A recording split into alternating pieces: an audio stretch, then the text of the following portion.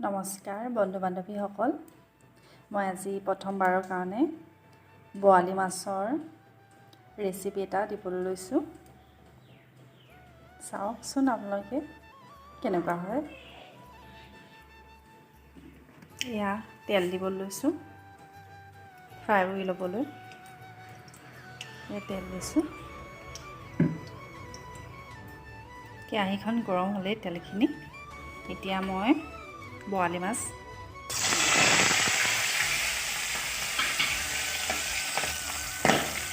মাছকেইডোখৰ গোটেইকেইডোখৰ কেৰাহীত মই দি দিলোঁ। এতিয়া মাছকেইডোখৰ লেটিয়াই দিছোঁ।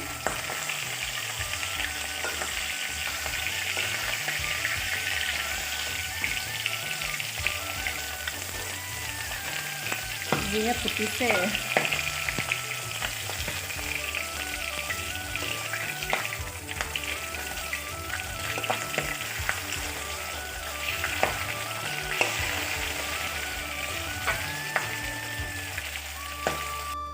এতিয়া মাছ ফ্ৰাই কৰি লোৱা হৈ গ'ল। এতিয়া মই একেখন কেৰাহীতে এতিয়া কাটি থৈছিলোঁ মই পিঁয়াজ, জাতিলাও সৰুকৈ কাটি দিলোঁ, বিলাহী, নহৰু। এতিয়া মই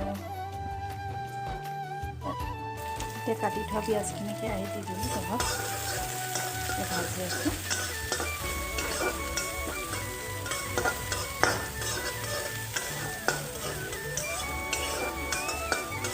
অলপ ভাজিব লাগিব, অলপ ৰঙচুৱা বৰণ কৰালৈকে। ৰঙচুৱা বৰণটো অলপ আহিছে। এতিয়া নহৰুখিনি দি দিলোঁ। নহৰুখিনি দি ভাজি আছোঁ।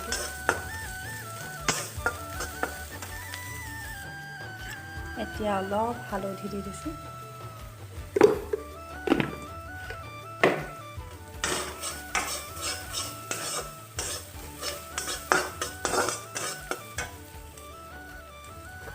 এতিয়া অলপ নিমখ দি দিছোঁ সোৱাদ অনুসৰি।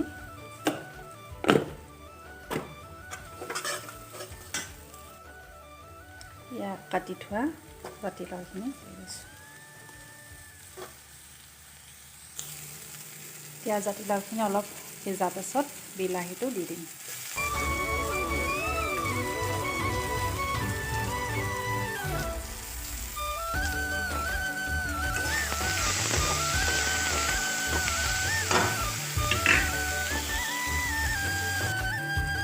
এতিয়া মই অলপ পানী দি দিম।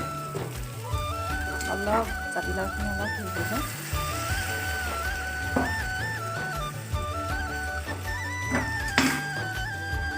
লাওখিনি অলপ সিজিছে।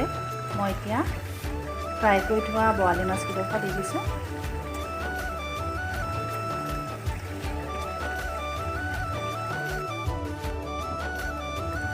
এতিয়া অলপ মান ধনিয়া ছটিয়াই দিছোঁ। এতিয়া বনোৱা হৈ গ'ল। এয়া মই সজাই ল'লোঁ বৰালি মাছৰ তৰকাৰীখন। পাৰিলে আপোনালোকে বনাই চাবচোন। এতিয়ালৈ মই ৰাখিছোঁ।